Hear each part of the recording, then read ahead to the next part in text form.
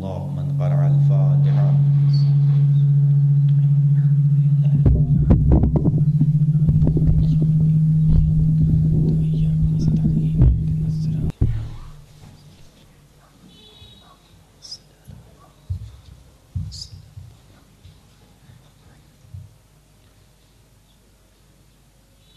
أعوذ بالله من الشيطان اللعين الرجيم. لا حول ولا قوة إلا بالله العلي العظيم. بسم الله الرحمن الرحيم. الحمد لله رب العالمين بارئ الخلائق أجمعين، والصلاة والسلام على أشرف الأنبياء والمرسلين صاحب الحوض والكوثر والتاج والمغفر والخطبة والمنبر والوجه الأنور والخط الأحمر والجبين الأزهر والعصب الأطهر والنسب الأشهر، النبي الأمي المكي المدني القرشي الهاشمي الأبدعي البديع الطعامي الحجازي العربي، الرسول المسدد المصطفى الأمجد المحمود الأحمد، مولانا مولى الكونين جد الحسن والحسين أبي القاسم محمد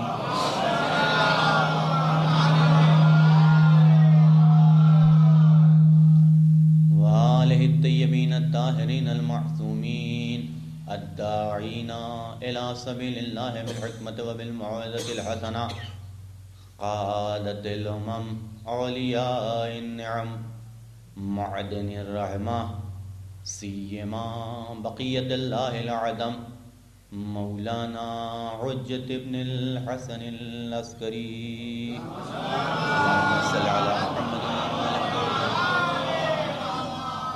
أما بعد، فقد قال المعصوم بسم الله الرحمن الرحيم: يا ابن الشبيب إن سرك أن تكون معنا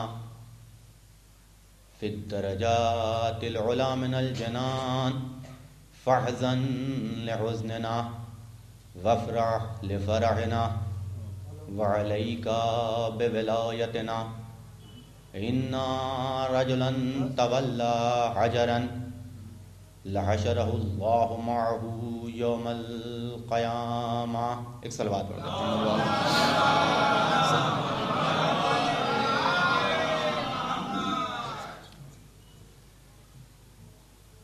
1434 ہجری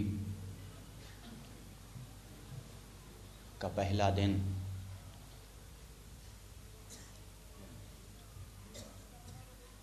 اس عالم میں شروع ہو رہا ہے کہ ہم فرش عزائے سید الشہداء بچھا کے بیٹھے ہوئے ہیں. آنسوؤں کا نذرانہ کسی بیوی کی خدمت میں پیش کرنے کے لیے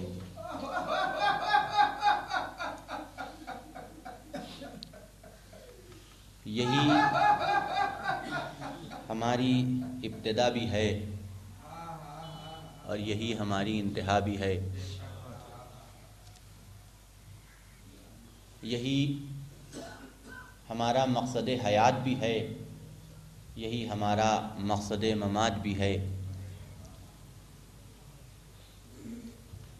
عالم وجود میں آنے کے بعد سب سے پہلی تربیت اللہ اور اس کے رسول کے ناموں کے بعد اپنے بچوں کو جو نام یاد کرایا جاتا ہے وہ حسین کا نام ہے.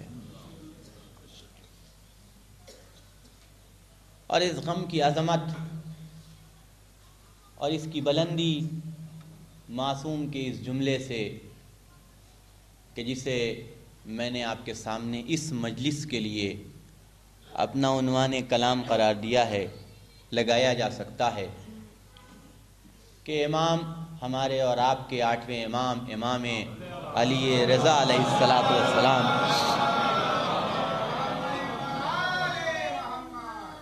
اپنے صحابی سے وصیت کرتے ہوئے ارشاد فرما رہے ہیں کہ یبن شبیب، اے شبیب کے بیٹے، یاد رکھنا اگر تم یہ چاہتے ہو، ان سرکا، اگر تم یہ چاہتے ہو، اگر تمہیں یہ پسند ہے کہ ان تکونا معنا فی الدرجات العلا من الجنان، کہ جنت کی بلند ترین مقامات پہ تم ہمارے ساتھ رہو،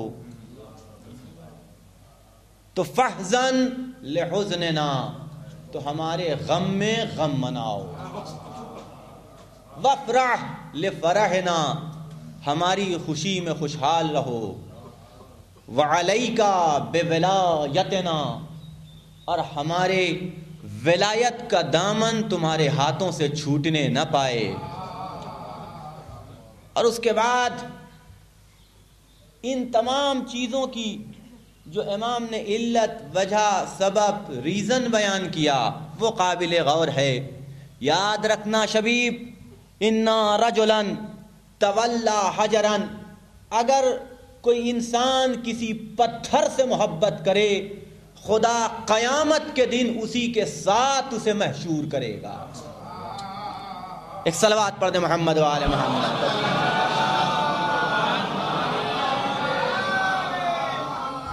یہ معصوم کی زبان سے نکلے ہوئے کلمات کہ جسے میں نے آپ کے سامنے پیش کیا ہے، لیکن یہاں چند باتیں قابل غور ہیں کہ جس کے اوپر ہماری اور آپ کی توجہ ضروری ہے۔ معمول ہے، آپ مسلسل مجھے سنتے آ رہے ہیں کہ پہلی مجلس اسی عنوان سے رہتی ہے کہ جہاں کربلا کے حوالے سے، امام حسین کے حوالے سے، عظمت عزائے شہداء کے حوالے سے کچھ باتیں ہم اور آپ ایک دوسرے کو یاد دہانی کرتے ہیں کہ ہمیں یاد رہے اور ہمارے بچوں اور ہمارے نوجوانوں تک منتقل ہوتی رہے۔ ایک صلوات پڑھتے محمد وآل محمد۔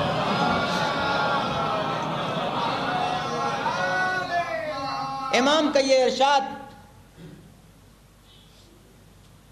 کہ جہاں امام یہ فرما رہے ہیں کہ اگر تم یہ چاہتے ہو کہ جنت میں، صرف جنت میں نہیں بلکہ جنت میں بلند مقامات پہ ہمارے ساتھ رہو، تو ضروری ہے کہ ہمارے غم میں غم مناؤ، ہماری خوشی میں خوشحال رہو، ہماری ولایت کا دامن تمہارے ہاتھوں سے چھوٹنا نہیں چاہیے۔ یہ اہم ترین بات آپ غور کیجئے گا۔ جنت میں جانا یہ ایک مسئلہ ہے، جنت میں جا کے بلند مقامات حاصل کر لینا یہ دوسرا مسئلہ ہے، اور بلند مقامات میں آل محمد کے ہمراہ ہو جانا یہ ایک تیسرا مرحلہ ہے، اور سب سے بلند ترین مرحلہ یہی ہے۔ جنت میں جانا کمال نہیں ہے، جنت میں جا کے بلند مقامات حاصل کر لینا بہت بڑا کمال نہیں ہے، بلکہ کمال یہ ہے کہ جنت میں پہنچ کے تم آل محمد کے ساتھی بن جاؤ، آل محمد کے ہمراہی بن جاؤ۔ اس لیے کہ آپ جانتے ہیں ان مجلسوں کے طفیل سے جو صاحبان مطالعہ ہیں وہ کتابوں میں پڑھ چکے ہوں گے، اور نہیں تو مجلسوں کے طفیل سے آپ کے گوش گزار یہ باتیں ہوتی رہی ہوں گی کہ جنت میں ہر ایک کا مقام ایک نہیں ہوگا، ہر ایک کا مقام الگ الگ ہوگا، ہر ایک کی منزل الگ الگ ہوگی، ہر ایک کی جگہ الگ الگ ہوگی، اور سب سے بڑا مقام اور سب سے بڑی منزل وہی ہے کہ جسے میں نے آپ کی خدمت میں پیش کیا۔ امام کی زیارت کے لیے یہاں تڑپتے ہیں، وہاں پہ بھی جا کے یہ نہ سمجھیے گا کہ ہر لمحہ آپ کا امام ہمارے سامنے ہوگا، آپ کا امام آپ کے، نہیں، ایسا نہیں ہے۔ کچھ ایسے ہوں گے کہ جن کو امام کی زیارت سال میں ایک مرتبہ ہوگی، اور وہ بھی یہاں کا سال نہیں وہاں کا سال۔ کچھ ایسے ہوں گے کہ جن کو امام کی زیارت مہینوں میں ہوگی، کچھ ایسے ہوں گے کہ جن کو امام کی زیارت کچھ دنوں میں ہوگی، اور کچھ ایسے ہوں گے کہ جو ہمیشہ امام کے ساتھ ہوں گے۔ یہ اپنے اپنے عمل اور اپنی اپنی معرفت کی بات ہے کہ تم کیسا یہاں بو کے جا رہے ہو، اسی اعتبار سے جزا تمہیں وہاں ملے گی۔ اللہ عادل ہے، ہمارا امام عدالت پسند ہے، کسی کے ساتھ نا انصافی کرتا ہے اور نہ ہی نا انصافی گوارا کرتا ہے۔ تو یہ کیسے ممکن ہے کہ ایک کم عمل والے کو بھی وہی مقام مل جائے کہ جو ایک زیادہ عمل والے کو ملنے والا ہے؟ نہیں، وہاں مرتبہ الگ الگ ہوگا، مقام الگ الگ ہوگا، جگہ الگ الگ ہوگی۔ اب اگر یہ چاہتے ہو کہ امام کے ہمراہ بن جاؤ تو ویسا عمل انجام دے کے پہنچو، ویسا مقام حاصل کر کے پہنچو تاکہ امام تمہیں اپنے ساتھ رکھ سکے۔ توجہ رکھیے گا، میں آپ کی خدمت میں چند باتیں اسی عنوان سے عرض کرنا چاہتا ہوں تاکہ امام کے ساتھ تم رہنے کے لائق بن سکو۔ ایسا عمل یہاں سے انجام دے کر کے جاؤ، امام تمہیں دیکھ کے خوشحال ہو، امام کے چہرے کے تبسم کا سبب بنو، ایسا عمل انجام دے کے وہاں پہنچو۔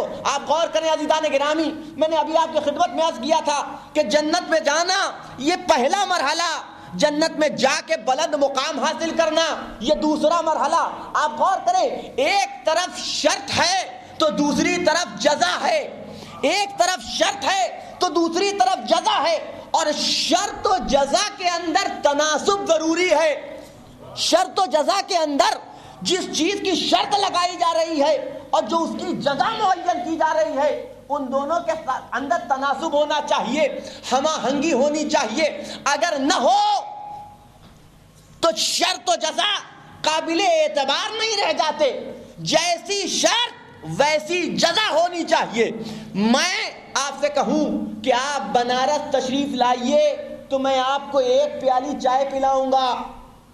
آپ بنارس تشریف لائیے، یہ ہزاروں کلومیٹر کا فاصلہ اور اس کی جزا بن رہی ہے ایک پیالی چائے۔ بنارس آنا ہے شرط، جزا ہے ایک پیالی چائے۔ آپ غور کیجئے گا، شرط و جزا کے درمیان میں کوئی تناسب ہے؟ کوئی تناسب نہیں پایا جاتا۔ آپ کہیں گے ہزاروں کلومیٹر، ہزاروں روپیہ لگا کے ہم آپ کے ہاں چائے نوش کرنے کے لیے جائیں؟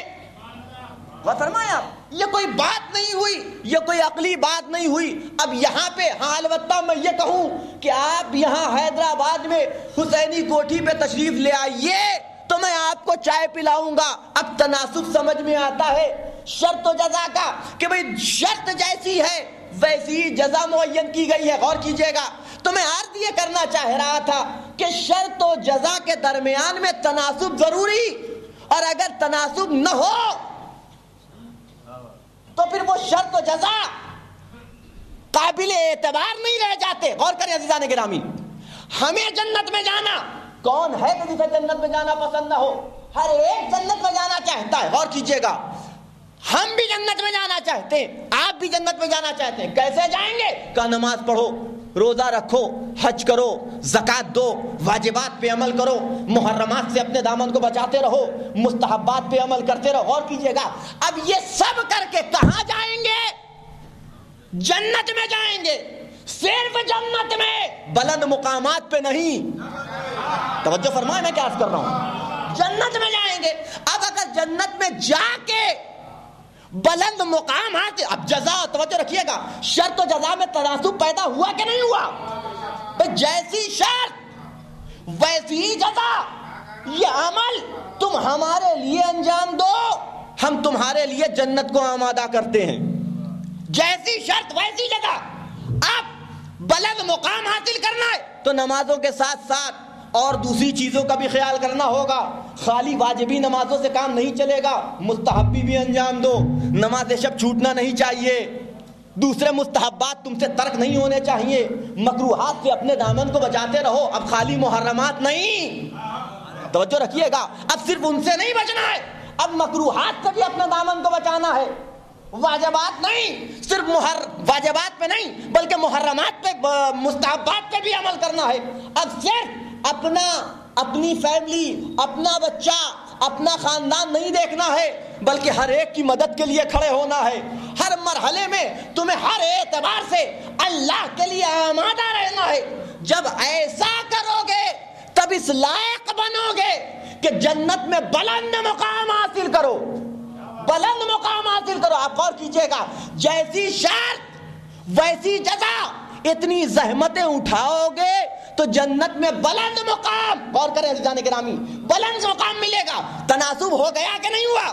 لیکن ابھی ایک زینہ باقی ہے, بلند مقام میں بھی اہل بیت کی ہمراہی.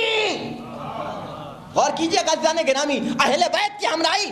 اب اگر یہ چاہیے تو نمازوں کے ذریعے سے نہیں ملے گا, روزوں کے ذریعے سے نہیں ملے گا, واجبات کے ذریعے سے نہیں ملے گا, صرف اس شرط کے ساتھ محرمات سے صرف بچنے سے نہیں ملے گا, مستحبات پہ صرف عمل کرنے سے نہیں ملے گا, بلکہ اب یہاں شرط بدل گئی تو جزا بھی بدل گئی.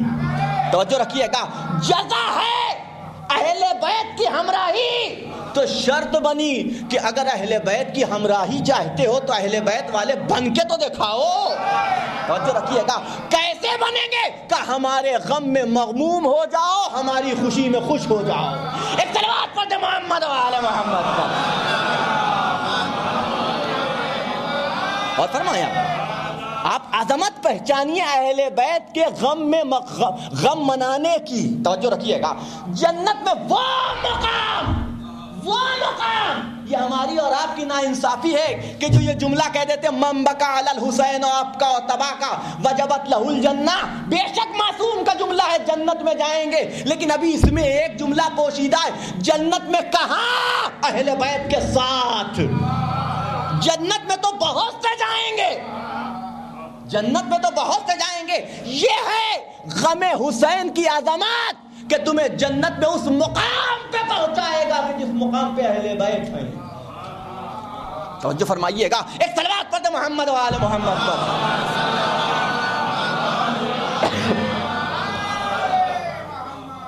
غور فرما رہے ہیں آپ کہ ارشاد معصوم کا ان سرکا ان تکون معنا, اگر تمہیں یہ پسند ہے, تم یہ چاہتے ہو کہ ہمارے ساتھ جنت میں بلند مقام پہ ہمارے ساتھ رہو, ہمارے ساتھ رہو, تو فیضاً لحزننا, ہمارے غم میں رنجیدہ ہونا, وفرح لفرحنا, ہماری خوشی میں خوشحال رہنا, وعلیکا بولایتنا, اور ہماری ولایت کا دامن تمہارے ہاتھوں سے چھوٹنا نہیں چاہیے. یہاں جس لفظ سے مجھے بحث کرنی ہے وہ ہے معیت. ان تکون معنا, تم اگر یہ چاہتے ہو کہ ہمارے ساتھ رہو, یہ نہیں کہا کہ ان تکون معی, میرے ساتھ رہو. غور کیجئے گا بھئی, مرتبہ دیکھیے, عظمت دیکھیے. ہر ایک کو ہر امام کی ہمراہی نہیں ملی اس دنیا میں, ہر ایک کو ہر امام کی ہمراہی نہیں ملی.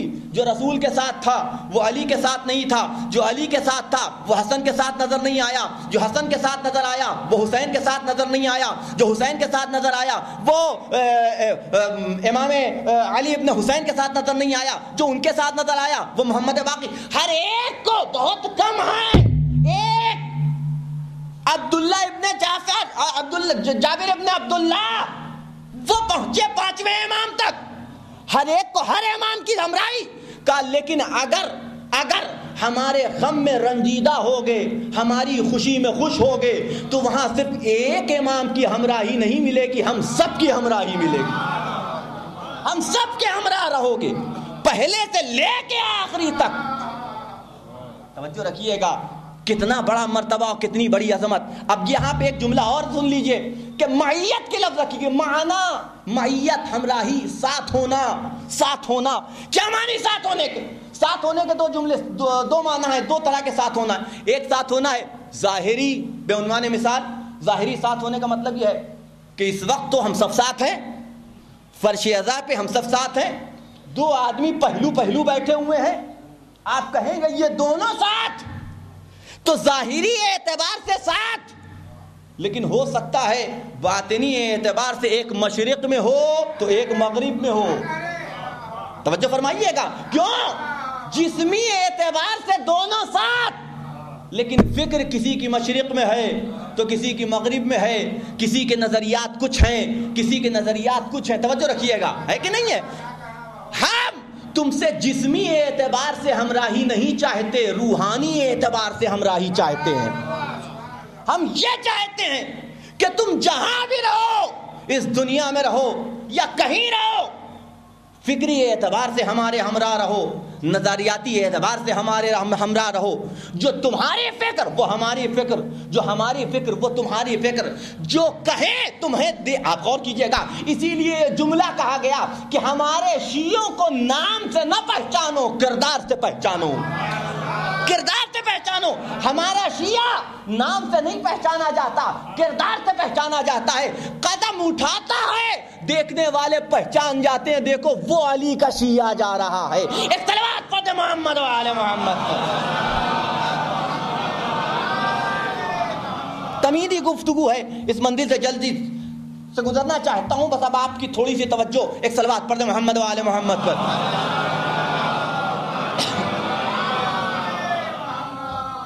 غور فرمایا آپ نے؟ تو معیت دو اعتبار سے، ایک ظاہری معیت، ایک باطنی معیت۔ ظاہری معیت کیا ہے؟ کہ ہم دونوں ساتھ بیٹھے ہوئے ہیں، دو لاشیں ہیں کہ جو اگل بغل بیٹھی ہوئی ہیں، دو لاشیں، دو جسم، اس سے زیادہ کی حیثیت نہیں۔ باطنی معیت کیا ہے؟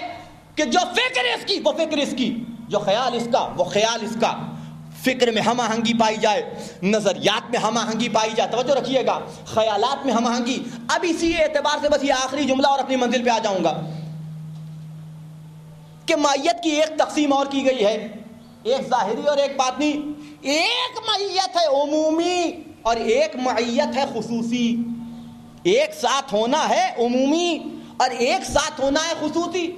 عمومی ساتھ ہونا کیا ہے؟ قرآن نے بیان کیا، ہوا معکم اینما کنتم، کہ وہ تمہارے ساتھ ہے جہاں بھی تم رہو۔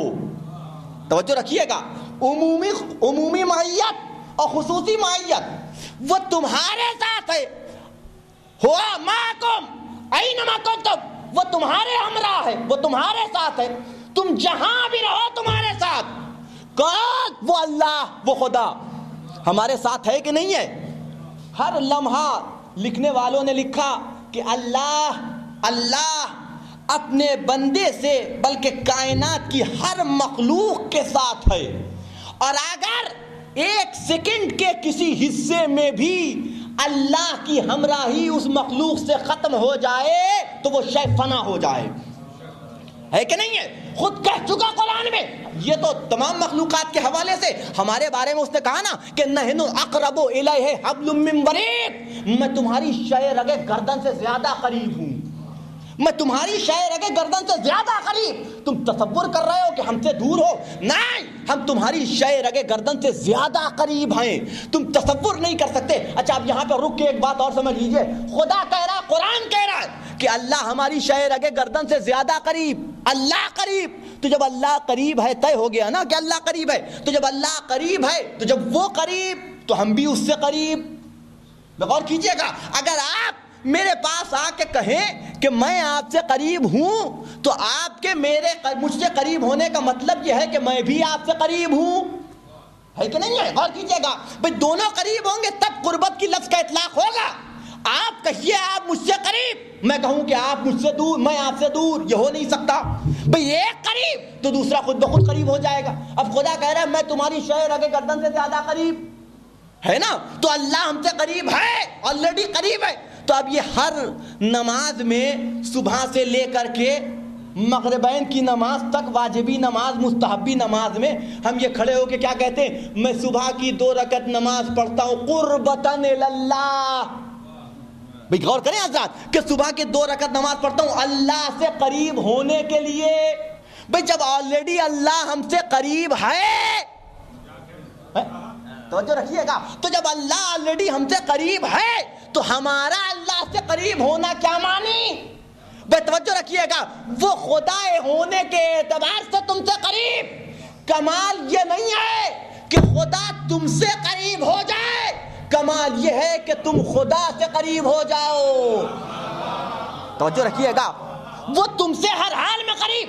تم کافر ہو تو بھی اللہ تم سے قریب, تم مشرک ہو تو بھی اللہ تم سے قریب, تم ملحد ہو تو بھی اللہ تم سے قریب, تم اللہ کو ماننے والے ہو تو بھی اللہ تم سے قریب, تم اللہ کا انکار کرنے والے ہو تو بھی اللہ سے تم سے قریب. ہر اعتبار سے چونکہ وہ رحمان و رحیم ہے, ہر ایک سے قریب. کمال یہ نہیں ہے کہ تم اللہ تم سے قریب ہے, کمال یہ ہے کہ تم اللہ سے قریب ہو جاؤ, تم اللہ سے قریب ہو جاؤ. اسی کا نام ہے عمومیت, اسی کا نام ہے معیت خصوصی, اسی کا نام ہے معیت خصوصی.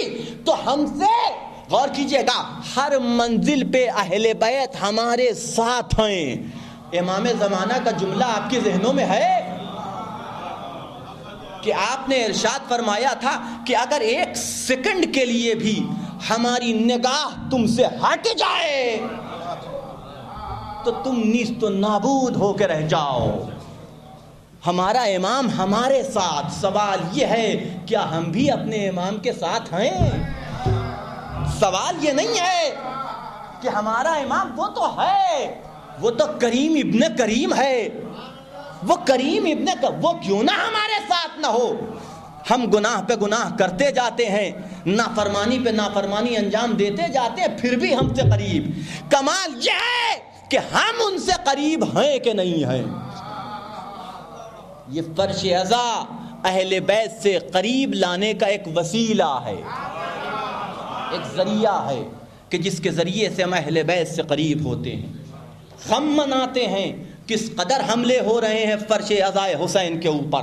اور یہ بات میں نے گزشتہ سال بھی کہی تھی, اس سال بھی عرض کر رہا ہوں کہ یہ نہ سمجھنا, تمہارے ذہنوں میں یہ بات نہ آنے پائے کہ تم اس فرش عزا کو بچھا کے حسین کا غم منا کے ذکر حسین کر کے حسین کے غم کی حفاظت کر رہے ہو, حسین کے ذکر کی حفاظت کر رہے ہو, حسین کی عزاداری کی حفاظت کر رہے ہو. ہرگز یہ بات تمہارے ذہن میں آنی نہیں چاہیے. نہیں, تم اس کے محافظ نہیں ہو, بلکہ یہ فرش عزا ہے کہ جو تمہاری محافظ بن رہی ہے.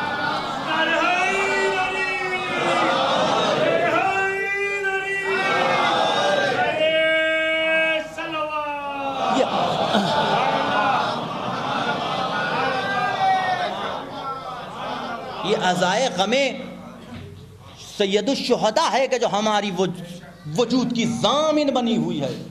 ہماری سب سے بڑی طاقت کا نام ہے عزاداری امام حسین.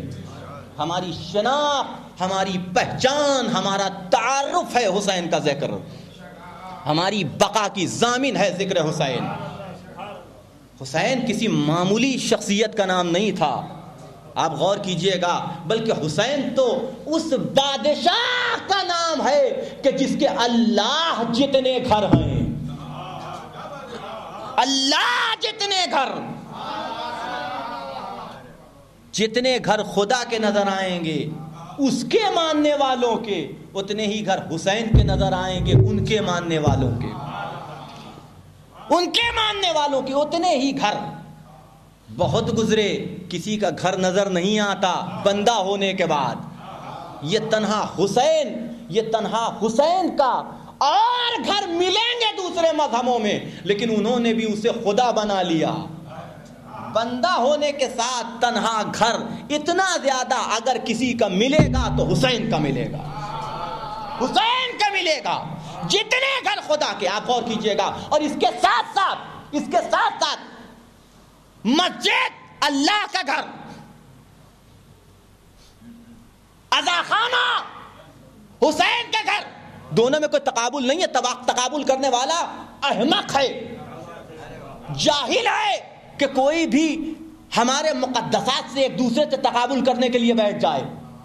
یہ افضل, وہ افضل, یہ بہتر, وہ بہتر. جاہل ہے, یقین مانیے جاہل ہے. تقابل کا کوئی مرحلہ, کوئی مقام ہی نہیں ہے. مسجد اللہ کا گھر, مدرسہ مسجد عزا خانہ حسین کا گھر. مسجد اس جگہ کا نام ہے کہ جہاں سے سلیقہ عزا ملے, عزا خانہ اس جگہ کا نام ہے کہ جہاں سے سلیقہ عبادت ملے. غور فرمائیں, ان دونوں میں کوئی تقابل نہیں ہے. لیکن اللہ کے گھر کی بھی کچھ حد ہے، کچھ پابندیاں ہیں، شریعت کے اعتبار سے یہ آ سکتا ہے، وہ نہیں آ سکتا، یہ قدم رکھ سکتا ہے، وہ قدم نہیں رکھ سکتا۔ شریعت کے اعتبار سے پابندیاں، قانون معین ہیں، لیکن تنہا یہ حسین کا گھر ہے کہ جہاں کوئی شرط نہیں، اور اگر ایک شرط ہے تو وہ یہ ہے کہ جو آنا چاہے آئے، لیکن انسانیت کے ساتھ آئے، مظلوم بن کے آئے، ظالم بن کے نہ آئے۔ ایک صلوات پڑھ دے محمد و آل محمد۔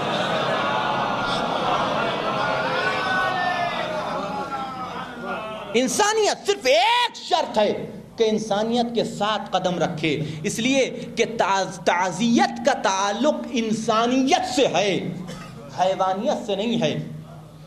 انسان ایک دوسرے کو تعزیت پیش کرتے ہیں، جانور کے مرنے پہ کوئی جانور کسی دوسرے جانور کے گھر تعزیت کے لیے نہیں جاتا، اس کے غم میں نہیں شریک ہوتا۔ عزاداری، تعزیت کا تعلق صرف اور صرف اگر ہے تو انسانیت سے ہے، انسانیت سے ہے۔ آپ غور کیجئے گا، اتنے فرقے، اتنے مذہب اس وقت کائنات میں پائے جاتے ہیں، اتنے فرقے، ہر مذہب ماننے کو تو سبھی کہتے ہیں کہ ہم اس ایک اللہ اور اس ایک خلق کرنے والے کے ماننے والے ہیں اور وہی ہمارا معبود ہے، لیکن آپ یہ دیکھیے گا کہ ہر ایک کی عبادت گاہ الگ ہے، ہر ایک کا طریقہ عبادت، سلیقہ عبادت مختلف ہے۔ ایک عیسائی اگر ہے، وہ اگر عبادت کرنی ہوگی تو کلیسا میں جائے گا، ایک سکھ اسے عبادت کرنی ہوگی تو گرودوارے میں قدم رکھے گا، ایک یہودی اسے سر جھکانا ہوگا تو کسی صومعے میں جائے گا، ایک ہندو اسے اگر سجدہ کرنا ہوگا تو مندر میں قدم رکھے گا، ایک مسلمان اسے اگر عبادت کرنی ہوگی تو مسجد میں آئے گا۔ توجہ رکھیے گا، یہ ہے عبادت۔ لیکن اگر محلے میں کوئی عیسائی اس دنیا سے چلا جائے تو تعلق ہو تو سب جائیں گے۔ یہ ہے انسانیت، یہ ہے انسانیت۔ ان دونوں میں بڑا فرق ہے۔ یہ ساری باتیں میں اپنے نوجوان بھائیوں اور بچوں کے لیے آپ کی خدمت میں عرض کر رہا ہوں۔ بزرگ ماشاءاللہ سے جانتے ہیں اور سمجھتے بھی ہیں، کم سے کم ان کے ذہنوں میں بھی اس طرح کی باتیں رہنی چاہیے کہ یہ عزائے سید الشہداء کا مقصد کیا ہے، کیا مقصد ہے، کیوں ہے۔ دیکھیے، غم اور خوشی یہ دونوں چیزیں ایسی ہیں کہ جو ہر انسان کی زندگی میں ہمیشہ ساتھ ساتھ ہیں۔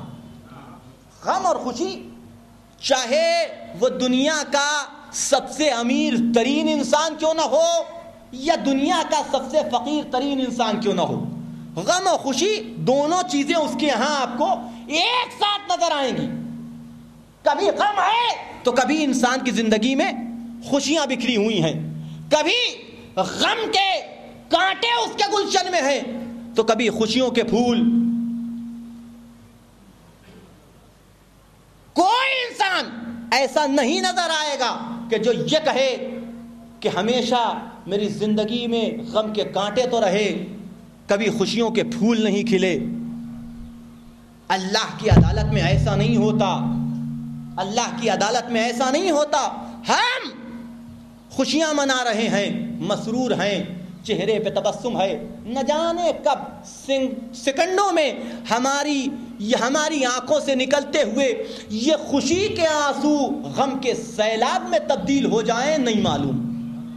ایسا ہوتا ہے ہماری زندگی میں، ہنستا ہوا انسان ایک دم سے رونے لگتا ہے، مسکراتا ہوا انسان ایک دم سے گریا کرنے لگتا ہے۔ گھر میں خوشیاں ہیں، ہر طرف قہقہے بلند ہو رہے ہیں، ہر طرف ہنسی مذاق ہو رہا ہے کہ لیکن دفتن ایک ایسا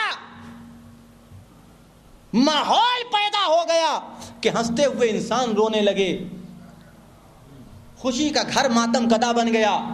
ہماری زندگی میں خوشی اور غم دونوں ساتھ ساتھ، مال مل گیا تو خوش ہو گئے، چھن گیا تو ہارٹ اٹیک ہو گیا، ہاسپٹل میں بھرتی ہو گئے۔ توجہ رکھیے گا، یہ دونوں چیزیں ہماری زندگی میں ساتھ ساتھ۔ اگرچہ معصومین نے ہمیں یہ بتایا کہ دیکھو ہمارے مومن کی پہچان ہے کہ اگر اسے کچھ مل جائے تو خوش نہیں ہوتا، چھن جائے تو مغبوم نہیں ہوتا۔ غور کیجئے گا، لیکن بہرحال بات آئی تھی تو میں نے عرض کیا تاکہ ہمارے ذہنوں میں بھی ایک طرح کا میسج پہنچتا رہے کہ نہ خوش ہوتا ہے مال کے ملنے پہ، نہ چھن جانے پہ اسے کوئی غم ہوتا ہے۔ ٹھیک ہے، آیا تھا، جس نے دیا تھا اس نے واپس لے لیا، پھر دے دے گا، پھر عطا کر دے گا۔ وہ کریم ہے، وہ دیتا ہے تو جتنا لیتا ہے اس کا 2 برابر دیتا ہے۔ اس کا اصول ہے اور اسی اعتبار سے وہ ہر انسان کو اور ہر بندے کو عطا کرتا ہے. بہرحال میں اپنی منزل سے دور نہ ہو جاؤں. غم و خوشی انسان کی زندگی میں ہے, لیکن ان دونوں میں ایک بنیادی فرق ہے. غم ہو یا خوشی, ان دونوں کے اندر ایک بہت بڑا فرق پایا جاتا ہے. وہ فرق یہ ہے کہ خوشی کا سارا تعلق انویٹیشن سے ہے اور غم کا سارا تعلق انفارمیشن سے ہے. توجہ فرمائیے گا, خوشی کا سارا تعلق, اگر بڑا تعلق ہے, اٹھنا بیٹھنا ہے, ساتھ میں گھومنا پھرنا ہے, آنا جانا ہے, ملنا جلنا ہے, بڑی دانت کاٹی دوستی, لیکن اگر گھر میں شادی ہے, کارڈ نہ پہنچے تو نہیں آئیں گے, بلایا نہ جائے تو تشریف نہیں لائیں گے. اور کیجئے گا عزیزان گرامی, چھوڑیے یہ تو دوستی کی بات ہے, بڑے بھائی اور چھوٹے بھائی کے یہاں بھی نظر آ جائے گا. بڑے بھائی کے یہاں دعوت, چھوٹے بھائی کو مدعو نہیں کیا تو نہیں جائے گا. کیوں نہیں گئے؟ کہ بلایا تھا ہمیں کہ جو جاتے, ہمیں مدعو کیا تھا. تو خوشی کا سارا تعلق انویٹیشن سے. لیکن اگر کسی گھر میں غم پڑ جائے تو اب یہاں یہ بہانہ نہیں چلے گا کہ ہمیں بلایا نہیں. خبر مل جائے تعلق ہے تو جانا پڑے گا. عزیزو, پہلی محرم کو افق پہ محرم کے چاند نے طلوع ہو کے اعلان کر دیا کہ جس کا محمد سے تعلق ہو فرش اعضا پہ آ جائے.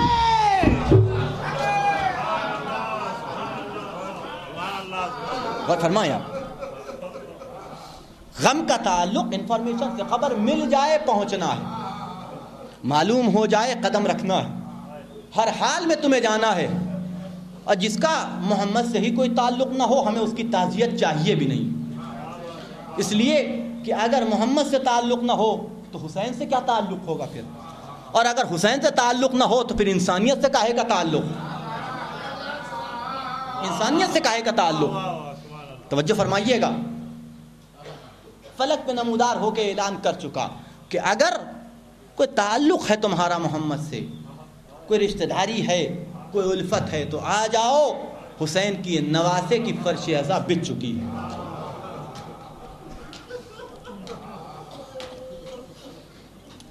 یہ بات پورے عالم اسلام سے مخاطب ہو کے کہنا چاہتا ہوں کہ یاد رکھنا عزادار سے ٹکرانا, کبھی عزاداری سے ٹکرانے کی کوشش نہ کرنا.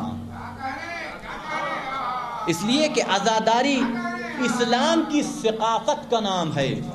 عزاداری قوت دعائے فاطمہ زہرا کا نام ہے. اس سے ٹکراؤ گے تو یزید سے برا حشر ہوگا. عزاداری سے ٹکرانے کی کوشش نہ کرنا. بڑے ٹکرائے, بڑوں سے ٹکرائے, لیکن ہم نے وہ بات کہیں نہیں دیکھی. نمرود پہ لعنت نہیں بھیجی جاتی, فرعون پہ لعنت نہیں بھیجی جاتی, شداد پہ لعنت نہیں بھیجی جاتی, ہیں لعنتی نہیں بھیجی جاتی, لیکن نہیں معلوم ان 72 نے لاکھوں کو ذلیل کر دیا, لاکھوں کو ذلیل کر دیا. کسی چھوٹے موٹے بادشاہ کا نام نہیں تھا یزید. آدھی سے زیادہ دنیا پہ حکومت کرنے والا بادشاہ, آدھی سے زیادہ دنیا پہ اختیارات رکھنے والا شہنشاہ تھا یزید. ساری کائنات پہ حکومت. اور آپ کی خدمت میں عرض کر دوں کہ مسلمانوں کے نزدیک اچھے خلفاء کے جتنی خصوصیات تھیں سب یزید میں پائی جاتی تھی. نے غور فرمایا میں کیا عرض کر رہا ہوں, جتنے پازیٹیو پوائنٹ ایک خلیفہ میں ہونے چاہیے مسلمانوں کے نزدیک سب یزید میں موجود. پہلے والا دوسرے کو منتخب کر دے, مسلمان اسے خلیفہ مان لیتے ہیں. چند افراد کی شورا کسی کو انتخاب کر لے, مسلمان اسے خلیفہ وقت تقسیم کر لیتے ہیں. ایک جماعت متفق ہو کے کسی کو تخت پہ بیٹھا دے, سب اسے خلیفہ وقت مان لیتے ہیں.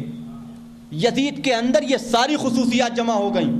پہلے والے نے منتخب کیا, سارے گورنروں نے بیعت کر لی, پورا ملک, پوری دنیا کے جہاں جہاں حکومت تھی سب نے یزید کے ہاتھ پہ ہاتھ رکھ دیا. غور کیجئے گا, سب مان گئے. وہ تو لاکھوں لاکھوں سلام حسین کے غم کو, کہ جب یہ کہا جاتا ہے کہ یزید غلط, تو یزید غلط کا مطلب صرف یہ نہیں ہے کہ یزید غلط, نہیں, یزید غلط کا مطلب یہ ہے کہ سقیفہ غلط, توجہ رکھیے گا, شورا غلط, اجماع غلط. اور جب یہ کہا جاتا ہے حسین صحیح, تو حسین صحیح کا مطلب یہ ہے کہ غدیر صحیح. صلوات فتح محمد و آل محمد پر.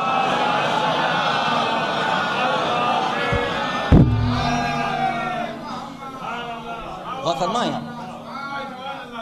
کتنا بڑا کام کیا ہے اس عزاداری نے. اب سمجھ میں آیا کہ اس کے ادھر ادھر ادھر محرم کا چاند نکلا اور ادھر فتووں کے کیڑے مکوڑے رینگنے لگے. مجلس کرنا بدعت, ماتم کرنا بدعت, یہاں نہ جاؤ وہاں نہ جاؤ, ان سے نہ ملو, ان سے تعلقات نہ رکھو, ان سے بحث نہ رکھو کرو, ان کی مجلسوں میں شرکت نہ کرو ورنہ گمراہ ہو جاؤ گے. عجیب ہے, اللہ اور رسول کا نام لیا جا رہا ہے, قرآن کی آیتیں سنائی جا رہی ہیں, نبی کے ارشادات بیان ہو رہے ہیں اور لوگ گمراہ ہو رہے ہیں. منع کیا جا رہا ہے, روکا جا رہا ہے. کاہے کے لیے؟ وجہ اس کی یہی ہے کہ اگر مجلسوں کو مان لیا تو گویا ہم نے سقیفہ کا انکار کر دیا, اگر غم حسین کو تسلیم کر لیا تو اس کا مطلب ہم نے غدیر کو تسلیم کر لیا. مقصد یہی ہے کہ اگر, اس لیے کہ یہ بات بڑی دور تلک جائے گی کہ اگر اسے تسلیم کر لیا گیا, لہذا کوشش کی جا رہی ہے ہر طرف. آپ تصور کریں, ابھی حال ہی کا واقعہ ہے, غدیر پڑھنے کے لیے جانے والے ایک مولانا ٹارگٹ بنا کے انہیں پاکستان کے اندر آن روڈ فائرنگ کر کے ڈھیروں گولیاں ان کے بدن میں اتار کے شہید ہو گئے, اس دنیا سے چلے گئے. لیکن احمق ہیں, وہ یہ سمجھتے ہیں کہ ذاکر حسین کو قتل کر کے ہم مجلس حسین کا کچھ بگاڑ لیں گے. یہ اللہ کا انتظام ہے کہ ذاکر حسین کے خون کے ایک ایک قطرے سے سینکڑوں ذاکر پیدا کرے گا. یہ ابھی 18 ذی الحجہ کا واقعہ ہے. محرم آ گیا, آپ کے کانوں میں باتیں پڑتی رہیں گی, نجف میں, کربلا میں, پاکستان میں, مختلف مقامات کے جہاں جہاں آزاداری. یہ کیا ہے؟ یہ کاہے کی دشمنی ہے؟ غم حسین نہ مناؤ, ماتم نہ کرنا ورنہ نکاح ٹوٹ جائے گا. یہ مولوی صاحب کبھی فتویٰ نہیں دیتے کہ فلم دیکھنے سے نکاح ٹوٹے گا.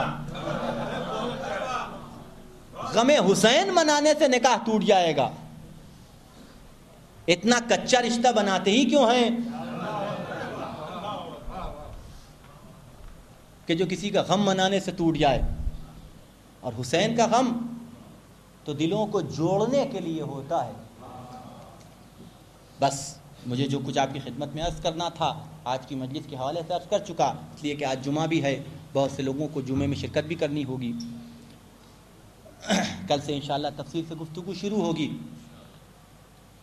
پہلی محرم,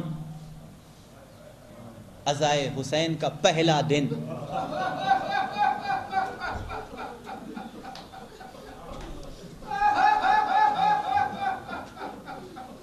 آپ اپنی عظمت پہچانیے, اپنی عظمت اور اپنے مقام اور اپنی منزلت کا. اگر ہم خلوص کے ساتھ اس فرش عزا پہ قدم رکھ رہے ہیں تو اس کا اندازہ کیجئے کہ حسین کون تھے, کیا کیا حسین نے, کہ آج ہر ایک کی لبوں پہ حسین کا نام ہے. ہر صاحب قلب حسین کا تذکرہ کر رہا ہے, حسین کا ذکر کر رہا ہے. حسین نے صرف ایک کام کیا کہ اللہ کے ذکر کی حفاظت کی, اللہ کے تذکرے کو باقی رکھنے کے لیے اپنا پورا بھرا گھر لٹا دیا. آپ تصور کریں، اپنے خدا کی عظمت کا اندازہ لگائیں، حسین کے کارنامے، اس کی عظمت کا اندازہ لگائیں، تب آپ کو احساس ہوگا وہ خدا کہ جو ہمیں بلا وجہ بھی جزا دیتا ہے، بلا وجہ بھی جزا دیتا ہے، صرف کار خیر کا ارادہ کر لو تمہارے نامہ اعمال میں نیکی لکھ دوں گا۔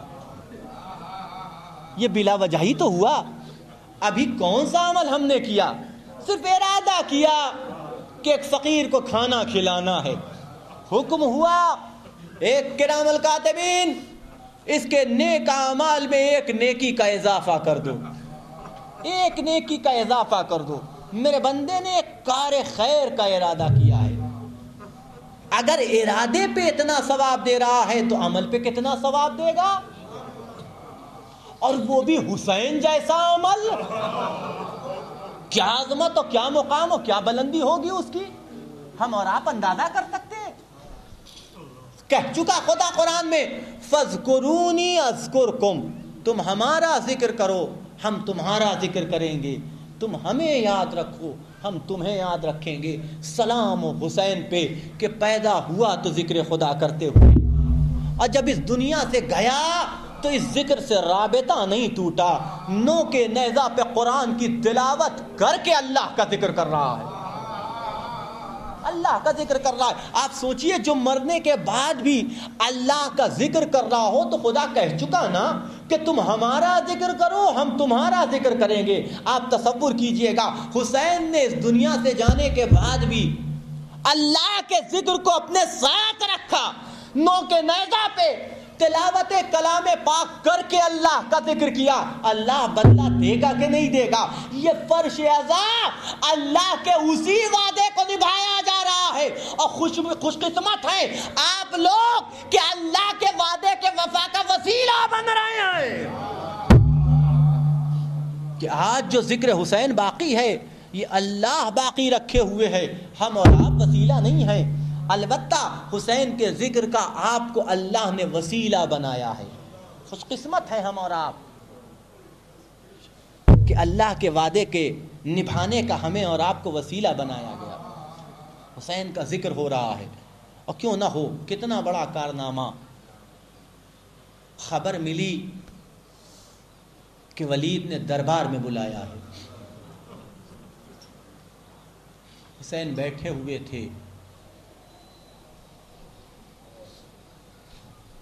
اور ایک مرتبہ چہرہ اب تاریخ میں نہیں ملتا کہ کیا کیفیت ہوئی ہوگی امام حسین کی۔ البتہ اگر امام حسین کے کردار کو اور ان کے خانوادے کی شخص کے کردار کو خیال میں رکھا جائے اور ذہن میں رکھا جائے تو عجب نہیں کہ چہرے پہ امام کے مسکراہٹ آ گئی ہو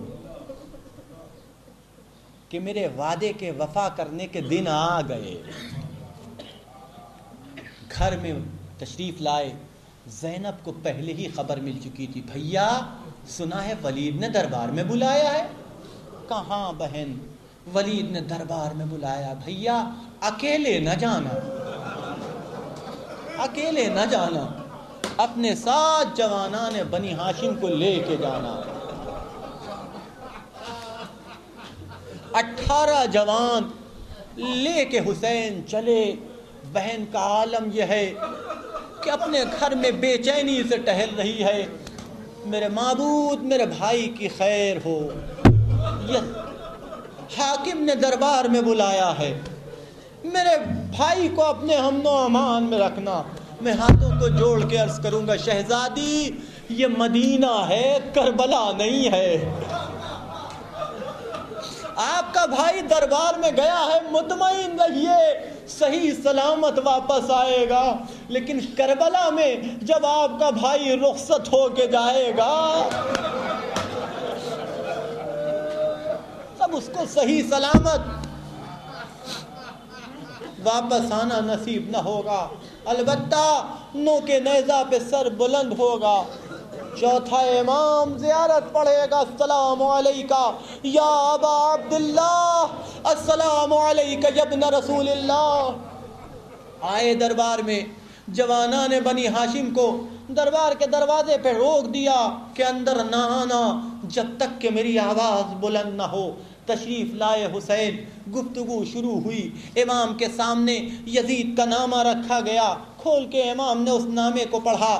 پڑھنے کے بعد آواز دیے ولید دیکھیے یار یہ رات کا وقت ہے، اتنے بڑے فیصلے رات کی تاریکی میں نہیں کیے جا سکتے. ایسا کر کہ مجھے مہلت دے دے، کل صبح حسین تجھے فیصلہ کر کے بتائے گا. امام کی زبان سے یہ کلمات نکلے. والی مدینہ راضی ہو گیا، لیکن ایک ملعون وہاں بیٹھا ہوا تھا. آواز دیتا ہے ولید اگر اس وقت حسین تیری گرفت سے نکل گئے تو کبھی حسین تیرے ہاتھ نہ آنے والے. حسین سے یا بیعت لے لے یا حسین کا سر قلم کر لے. یہ سننا تھا کہ شیر ذوالجلال کے لال کو جلال آ گیا. او زن و زانیہ کے فرزند، تیری یہ جرأت کہ یزید کی بیعت مجھ سے طلب کرے. ادھر آواز بلند ہوئی، جس نے سب سے پہلے قبضے پہ ہاتھ ڈالا ام البنین کا لال عباس. تلوار لیے ہوئے دربار میں داخل ہوئے. قریب تھا کہ دونوں کا سر قلم ہو جاتا.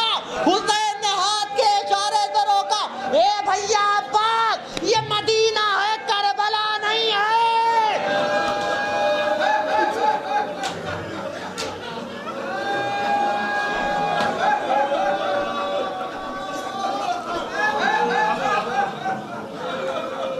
واپس آئے حسین، واپس آئے حسین. بہن رخت سفر باندھ لو، اب ہمیں مدینے میں رہنے نہیں دیا جائے گا. آمادگی ہوئی، اونٹ لائے گئے، سامان لادا جانے لگا. سارے سامان جب سوار کر دیے گئے تو اب بیویوں کی سواری کی باری آئی. عجیب منظر ہے، عجیب منظر ہے. تصور کرو ہر ایک کی نگاہ میں یہ منظر اس وقت بھی رہا ہوگا کیونکہ نبی کی زبان سے، علی و حسن کی زبان سے، بنی ہاشم میں پورا واقعہ کربلا سب کی نگاہوں میں تھا کہ کیا ہونے والا ہے. اب یہ جو قافلہ جا رہا ہے، اب یہ بھرا ہوا قافلہ بھرا ہوا واپس نہ آئے گا، کربلا کے بن میں اجڑ جائے گا. بیویاں سوار ہو رہی ہیں. ام فروا آگے بڑھی، جناب قاسم آگے بڑھے، اپنی ماں کو سوار کیا. جناب لیلا آئی، جناب علی اکبر نے بازو کا سہارا دیا، اپنی ماں کو سوار کیا. جناب ام کلثوم آئی، جناب عباس نے اپنے زانو تہ کیے، بیوی کو اونٹ پہ سوار کیا کہ دفتن اعلان ہوا کہ ہوشیار ہو جاؤ، شہزادی زینب آ رہی ہیں. حسین کرسی چھوڑ کے اٹھے، عباس و علی اکبر آگے بڑھے. ام البنین کے لال نے بات گھٹنے ٹیکے، عباس و علی اکبر نے بازو تھاما، حسین نے سہارا دیا. بی بی سوار ہونے لگی، پلٹ کے ایک دفعہ بھائی کی طرف دیکھا. اے بھیا عباس، ایک سوال کا جواب دے دو. کہ شہزادی عرض کرے کہ وعدہ کرو جس شان سے لے جا رہے ہو اسی شان سے واپس بھی لے کے آؤ گے. عباس جواب دیتے تو کیا دیتے؟ عجب نہیں کہ جواب دیا ہو. اے شہزادی اگر بازو سلامت رہے.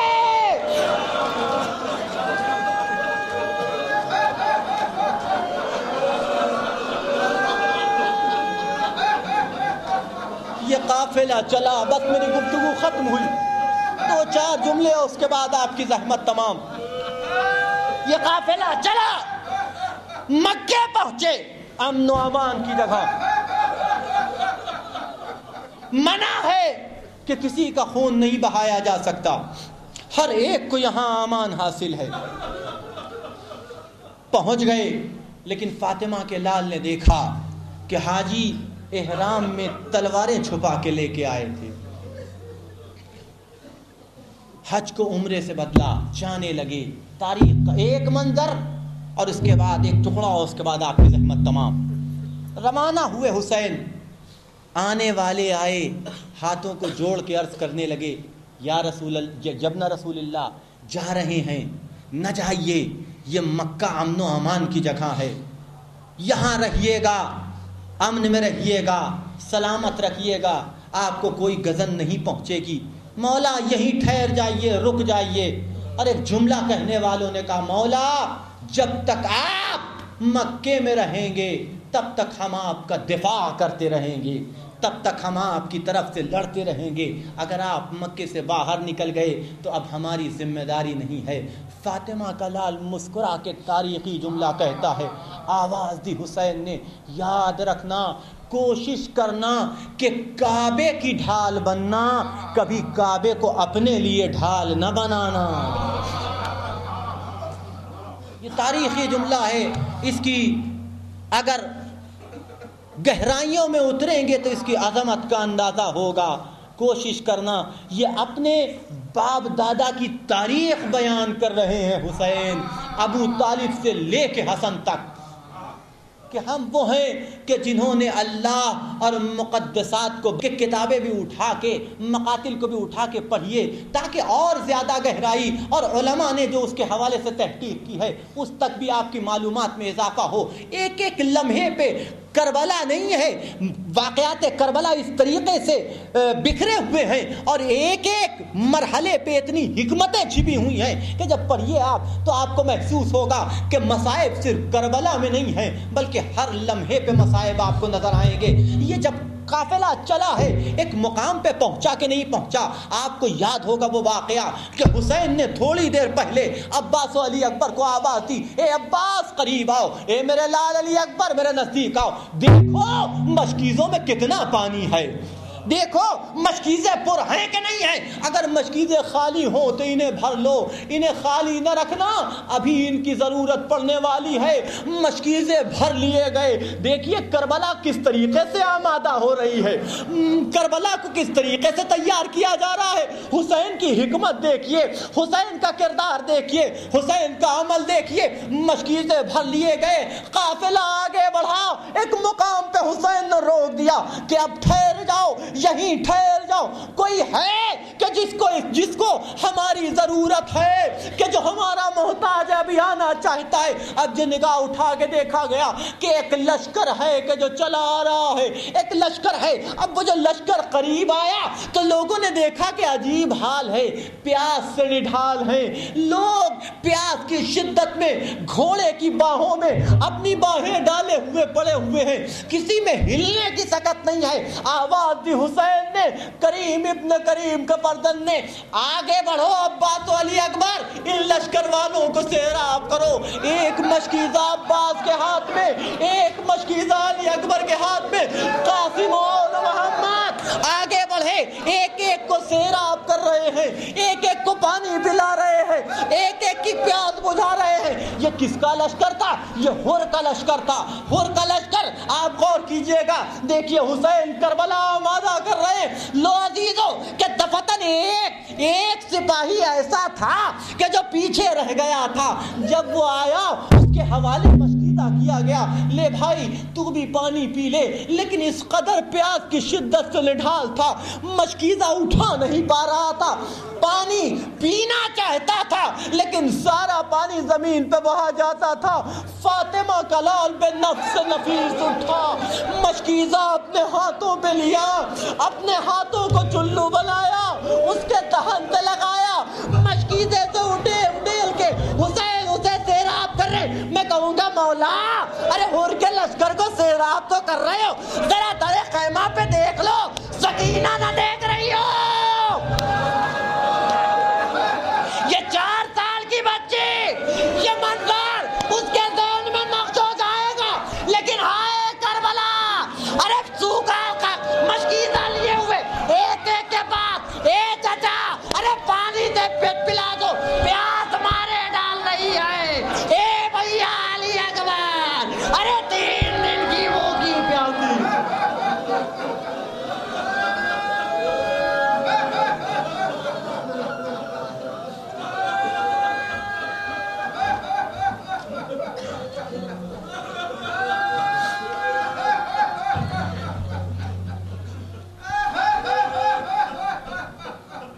انا للہ و انا الیہ راجعون۔